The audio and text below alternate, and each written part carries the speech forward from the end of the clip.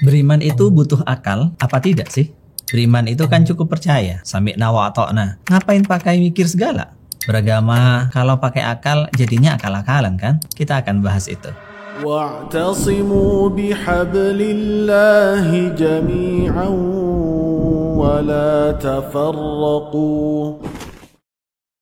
Assalamualaikum warahmatullahi wabarakatuh. Beberapa orang mengira kalau beriman berarti hanya percaya saja, tidak perlu memakai akal, sebab iman itu soal kepercayaan pribadi. Iman itu bukan tentang hal-hal yang rasional, sehingga kalau beriman maka pokoknya percaya pada sesuatu yang dianggap sebagai kebenaran subjektif. Dari sini kemudian muncul pertentangan antara iman dan akal. Kalau beriman berarti memilih untuk mempercayai hal yang tidak rasional, sedangkan kalau memilih jalan rasional berarti harus tidak beriman. Pandangan seperti ini sangat tidak tepat, sebab tidak mungkin iman yang sempurna dan kokoh dapat terwujud tanpa pertimbangan rasional. Sebab itu dalam banyak ayat Al-Quran Allah menjadikan pertimbangan rasional sebagai tolak ukur kebenaran. Misalnya saja dalam firman-Nya ketika Allah Subhanahu wa taala menjelaskan tentang kesesatan nalar penyembah berhala dalam kasus Nabi Ibrahim alaihissalam, ketika beliau diinterogasi karena menghancurkan berhala, ia menjawab, qala bal fa'alahu kabiruhum hada fas'aluhum in kanu yantiqun.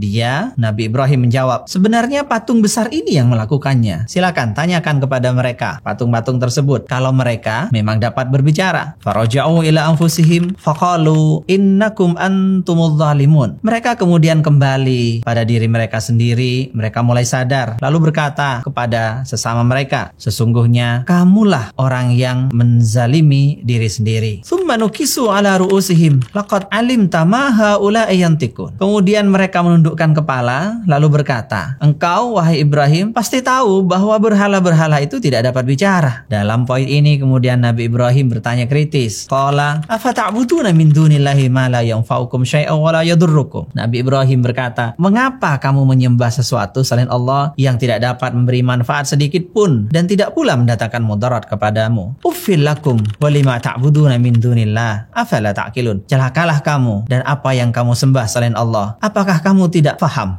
Ayat ini menjelaskan tentang nalar bahwa menyembah berhala itu sama sekali tidak masuk akal. Kemudian dalam ayat lain ketika Allah menjelaskan kesesatan nalar penyembah Nabi Isa atau Yesus, Allah berfirman, inna masala Isa indallah kamathali Adam. Khalaqahu min turabin tsumma qala lahu kun fayakun. Sesungguhnya perumpamaan penciptaan Isa bagi Allah itu sama seperti penciptaan Adam. Dia menciptakannya dari tanah, kemudian berfirman kepadanya, kun, jadilah. Maka jadilah sesuatu itu. Logikanya, kalau dari tanah bisa wujud manusia, masa dari rahim kosong nggak bisa wujud manusia? Harusnya lebih gampang ini terjadi. Ini adalah logika sederhana yang dipakai oleh Allah Subhanahu wa taala untuk menyadarkan bahwa penyembah Nabi Isa itu tidak mempunyai dasar pijakan logika. Kemudian misalkan lagi ketika menjelaskan tentang kesesatan nalar penyembah banyak Tuhan atau orang-orang musyrik, Allah Subhanahu wa taala mengajak lagi untuk berlogika. Lau kana fihi ma alihatun illallah la fasadata. Seandainya di dunia ini, di langit dan bumi ada Tuhan-Tuhan selain Allah, tentu keduanya telah hancur binasa. Logikanya, kalau Tuhan lebih dari satu, maka mereka tidak mungkin mempunyai pikiran yang sama sehingga dunia akan hancur menjadi area perebutan kekuasaan. Tetapi seandainya Tuhan-Tuhan itu bersepakat dan membagi wilayah sehingga semuanya damai, maka artinya semua Tuhan itu bukan Tuhan, sebab semuanya terbatas kekuasaannya. Tetapi kalau sebagian lagi mengalah atau kalah sehingga didominasi oleh yang lebih kuat, maka yang lebih kuat itu saja yang berhak disebut Tuhan, sedangkan yang kalah bukan Tuhan, sebab dia tidak maha kuasa. Akhirnya mau tidak mau logika manusia harus meyakini bahwa Tuhan itu pastilah hanya satu saja. Keyakinan seperti ini, logika semacam ini yang dimunculkan lewat ayat tersebut supaya orang berpikir bahwa tidak mungkin Tuhan lebih dari satu. Semua ini adalah metode Al-Quran untuk memantapkan iman. Al-Quran tidak menyuruh pokoknya kamu harus percaya bahwa Tuhan itu ada, pokoknya kamu harus percaya bahwa Tuhan itu satu, pokoknya kamu harus percaya bahwa Yesus itu bukan Tuhan meskipun lahir tanpa bapa dan seterusnya. Manusia tidak diajak untuk asal percaya, tetapi diajak berpikir rasional agar dapat meyakini bahwa semua itu adalah ajaran yang benar. Mustahil seorang manusia yang berakal sehat bisa mempercayai sesuatu yang bagi dia tidak rasional.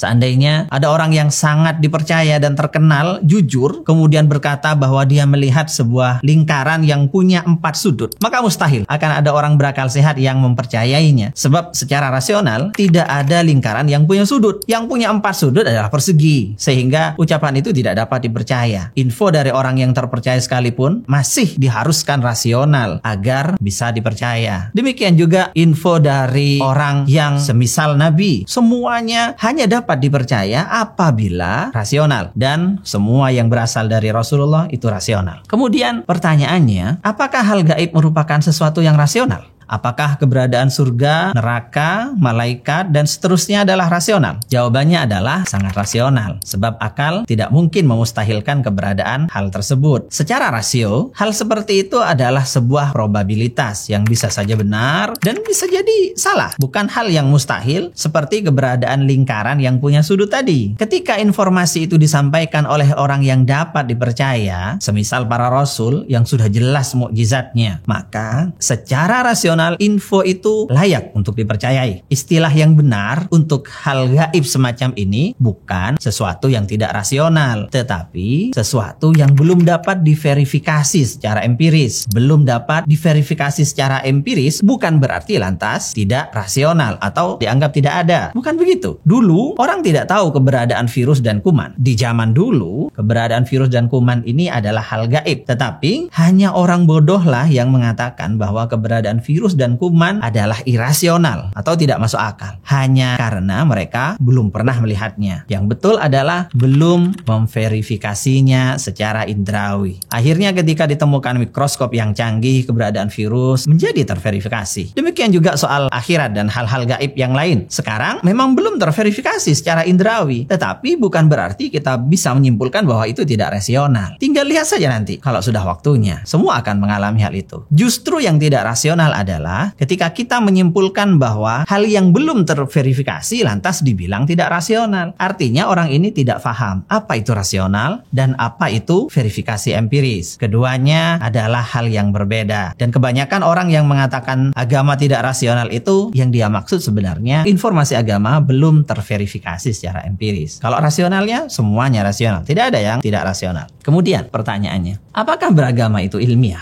Pertanyaan ini menarik, tetapi sebelum menjawab pertanyaan ini harus jelas dulu apa yang dimaksud ilmiah. Kata ini mempunyai 2 makna. Ada makna yang luas dan ada makna yang sempit. Kata ilmiah sebenarnya berasal dari serapan istilah dalam bahasa Arab yang berarti sesuai kaidah ilmu. Dalam makna ini, kata ilmiah sangat luas, mencakup segala hal yang berkaitan dengan ilmu. Ilmu apapun itu, termasuk ilmu humaniora seperti filsafat, hukum, sastra, bahasa, budaya, sosiologi, antropologi, dan sebagainya. Dengan demikian, keyakinan atau teologi juga masuk ranah ilmu, sehingga pembahasannya bisa dikatakan pembahasan ilmiah. Karena itu, maka bidang-bidang ilmu yang barusan disebut ini semuanya mempunyai fakultas masing-masing dan mahasiswa di situ diwajibkan membuat karya ilmiah supaya bisa lulus. Ini adalah bukti tak terbantahkan bahwa semua pembahasan dalam bidang humaniora dan juga teologi misalkan adalah pembahasan ilmiah, sebab orang-orangnya jelas menulis karya ilmiah. Tidak ada ceritanya mahasiswa di jurusan-jurusan tersebut kemudian menulis karya tidak ilmiah misalkan. Tidak, judulnya tetap sebagai karya ilmiah karena ya memang itu adalah rumpun ilmu yang mereka pelajari. Jadi ilmiah dalam makna ini lawan katanya adalah tidak berdasarkan kaidah ilmu. Jadi misalnya berbicara tentang bahasa dengan mengabaikan kaidah-kaidah bahasa, maka ini tidak ilmiah namanya, sebab tidak cocok. Termasuk membicarakan agama dengan keluar dari kaidah-kaidah ilmu agama, maka itu juga tidak ilmiah karena dia asal bicara, tidak sesuai kaidah ilmu. Membicarakan filsafat juga sama ilmiah selama mengikuti kaidah berfilsafat yang benar, tidak asal bicara. Demikian juga orang yang memprediksi masa depan misalkan, ada yang ilmiah ada yang tidak. Apabila ia memakai kaidah ilmiah seperti misalkan memakai ilmu statistik dipakai untuk memprediksi kecenderungan pemilih dalam pemilu, maka prediksi tersebut merupakan sebuah kajian ilmiah, sebab ilmu statistik punya kaidah-kaidah ilmiah sendiri. Hal yang sama berlaku pada astronom yang mengatakan bahwa sekian tahun lagi akan ada komet besar yang berpotensi menabrak bumi. Nabi misalkan, ramalan tersebut akan menjadi ilmiah dan dianggap ilmiah selama berdasarkan kaidah ilmu matematika yang dihitung berdasarkan fakta-fakta yang terukur dengan jelas. Beda misalnya dengan seorang dukun yang mengatakan bahwa tahun depan akan terjadi bencana, akan terjadi gempa, tapi nggak ada datanya dari mana, nggak jelas dari mana. Maka ini yang disebut tidak ilmiah, sebab tidak berdasarkan kaidah ilmu yang jelas. Dengan kata lain, dia hanya asal bicara. Hanya saja, kata ilmiah ini kemudian sayang sekali dijadikan terjemah yang tidak tepat bagi kata scientific. Dunia penelitian sains mengenal istilah metode saintifik yang berarti metode untuk memecahkan masalah dan mengembangkan pengetahuan dengan menggunakan serangkaian langkah sistematis yang terukur serta dapat difalsifikasi. Akhirnya kata ilmiah yang awalnya luas tersebut mencakup berbagai macam ilmu kemudian mengerucut menjadi sempit hanya pada bidang ilmu terapan. Ia tidak lagi mencakup ilmu-ilmu humaniora ataupun teologi atau termasuk akidah ya. Akhirnya segala macam pembahasan yang sifatnya bukan sains terapan, maka itu kemudian tidak disebut ilmiah karena tidak memakai metode ilmiah. Objeknya juga tidak dapat diobservasi dengan ukuran yang jelas seperti lumrahnya sains dan juga seringkali tidak dapat difalsifikasi. Karena definisi sempit ini yang dipakai, maka tentu agama dalam arti kepercayaan kepada Tuhan menjadi hal yang tidak ilmiah. Sebab kita tahu bahwa Tuhan tidak dapat diobservasi secara indrawi. Sebab Tuhan bukan objek fisik, bukan jisim dalam istilah kita. Namun definisi yang sempit ini mengecilkan makna ilmiah dan sudah berbeda dari kata ilmiah dalam bahasa aslinya yaitu bahasa Arab. Tuhan sendiri dalam akidah Ahlussunnah wal Jamaah bukanlah objek fisik yang dapat diobservasi dan dijadikan objek penelitian. Seandainya Tuhan berbentuk fisik atau jisim, maka ia tidak perlu disembah, tetapi cukup dijadikan sebagai objek penelitian yang menarik. Sama seperti objek-objek besar yang luar biasa di alam semesta ini, misalkan matahari, bintang, black hole, galaksi, dan seterusnya, yang tidak akan ada peneliti yang mau menyembah itu semua, meskipun kekuatannya besar, ukurannya sangat masif. Tuhan adalah entitas yang lepas dari sekat-sekat ruang dan waktu. Sebab ia adalah pencipta ruang waktu itu sendiri. Tuhan tidak dapat dibayangkan. Sebab ia lebih agung dari batas yang dapat dibayangkan oleh manusia. Ia adalah maha kuasa, maha sempurna, hingga hakikatnya tidak dapat dijangkau oleh pengetahuan bahkan imajinasi manusia. Tuhan sudah ada sejak semesta belum tercipta dan tetap ada ketika semesta ini hancur. Sebab itulah, maka orang yang mencari Tuhan dalam batas-batas material dan hanya percaya pada apa yang dapat diobservasi menggunakan metode saintifik, maka dia dapat dipastikan akan berakhir menjadi ateis. Karena Tuhan memang tidak seperti itu. Dia mencari Tuhan yang salah. Yang salah adalah dianya sendiri yang mencari Tuhan dengan metode yang salah. Metode saintifik dipakai untuk meneliti makhluk, bukan untuk meneliti Sang Khalik, pencipta makhluk. Jadi, bedakan antara istilah ilmiah dan istilah saintifik agar memahami pembahasan ini.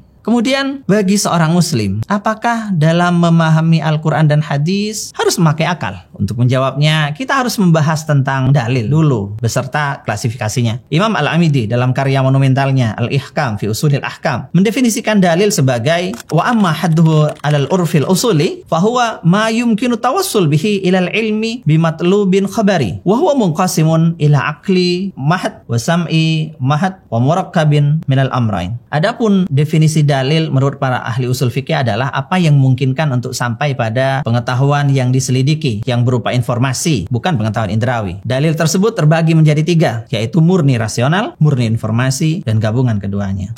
Dalil yang murni berupa informasi adalah semua informasi yang asalnya dari sumber hukum Islam. Bisa berupa ayat Al-Quran, hadis sahih, ijma' atau konsensus ulama, atau qaul mujtahid. Itu juga dalil bagi para muqallidnya. Semua dalil yang bersifat informasi ini adalah hujjah yang diakui, akan tetapi kandungannya masih bisa dipilah menjadi 2. Ada yang qat'iyud dilalah atau petunjuknya sudah jelas tanpa ada kemungkinan multitafsir, dan ada juga yang doniyud dilalah, petunjuknya masih belum jelas sebab mengandung beberapa kemungkinan penafsiran. Dalil informatif yang qat'iyud dilalah yang petunjuknya sudah jelas tanpa ada kemungkinan multitafsir, misalnya firman Allah, qul huwallahu ahad, katakan dia adalah Allah yang Maha Esa. Petunjuk dalil ini sudah jelas tentang keesaan Allah dalam semua aspek dan tidak bisa ditafsirkan dengan tafsiran yang aneh-aneh yang lain itu. Sebagian misalkan ditafsirkan satu tapi maknanya satu dalam trinitas. Ini nggak bisa. Sudah jelas Allah itu satu ya satu dalam semua aspek. Adapun dalil informatif yang doniyud dilalah, petunjuknya masih samar adalah semisal firman Allah, salah satu quru, 3 quru. Kata quru bisa bermakna masa suci tanpa haid dan bisa bermakna masa haid itu sendiri. Dalil yang berupa informasi yang bersifat dhanni atau sangkaan ini banyak sekali, bahkan mendominasi, sehingga kita dapati para ulama berbeda pendapat dalam hampir semua hal. Meskipun Al-Qur'annya hanya satu itu dan hadisnya ya kitab itu saja, kitab hadisnya, dan semua ulama sudah membaca sumber yang sama, mereka membaca teks yang sama persis, semua mengimaninya sebagai hujah. Akan tetapi akhirnya semua mempunyai penafsiran yang berbeda atas teks tersebut, sebab teks itu sendiri memang memungkinkan difahami secara berbeda-beda. Perbedaan penafsiran ini berlaku dalam teks akidah, fikih, akhlak, dan lainnya. Kemudian dalil yang murni rasional adalah dalil yang didapatkan dari pemikiran logis. Misalkan, bila Anda melihat seorang anak, tentu Anda tahu bahwa anak itu pasti mempunyai ibu. Bahkan meskipun Anda tidak pernah bertemu atau melihat dengan ibunya. Keberadaan ibu anak tersebut diperoleh dari kesimpulan rasional bahwa setiap anak pasti lahir dari seorang ibu. Demikian juga ketika kita melihat semesta ini yang begitu teratur. Kita tahu bahwa pasti ada sosok pencipta yang menciptakan dan mengaturnya sedemikian rupa. Nah, kesimpulan rasional ini diakui sebagai hujjah dalam agama. Bahkan dalil yang sifatnya informasi tadi, yang terbagi-bagi dalam semua jenisnya tadi, juga bergantung pada dalil yang rasional. Kita tahu nyaris semua ilmu dalam khazanah Islam lahir dari rahim dalil rasional ini. Sebab untuk memahami dalil berupa informasi, berupa teks, Quran, hadis, ijma, dan seterusnya itu juga seringkali butuh argumen rasional. Berikut sedikit contohnya.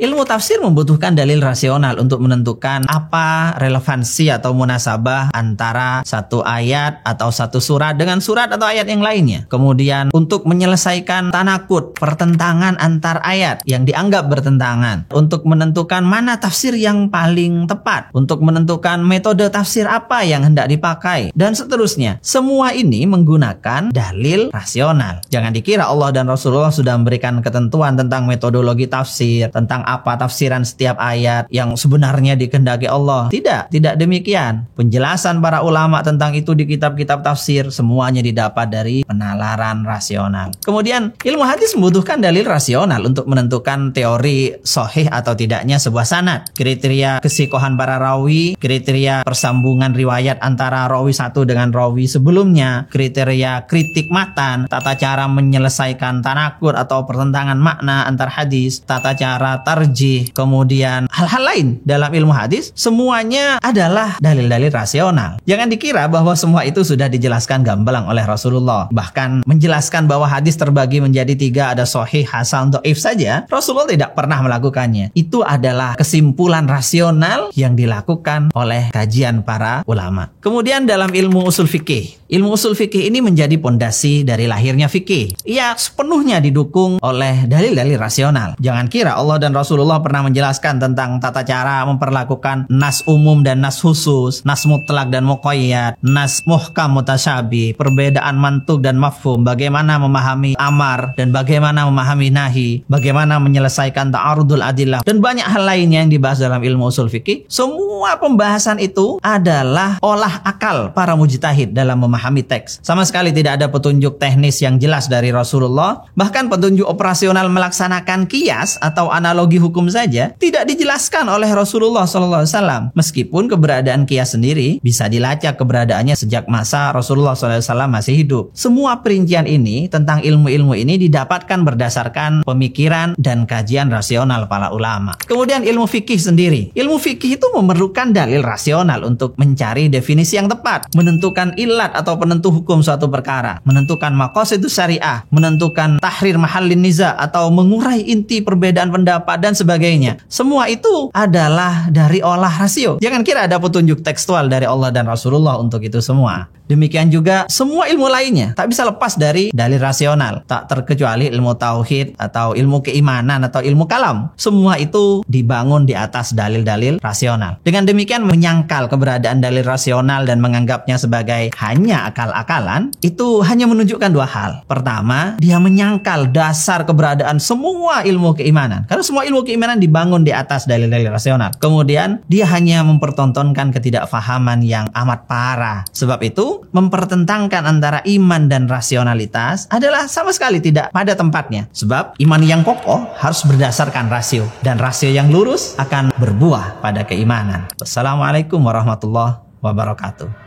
واعتصموا بحبل الله جميعا ولا تفرقوا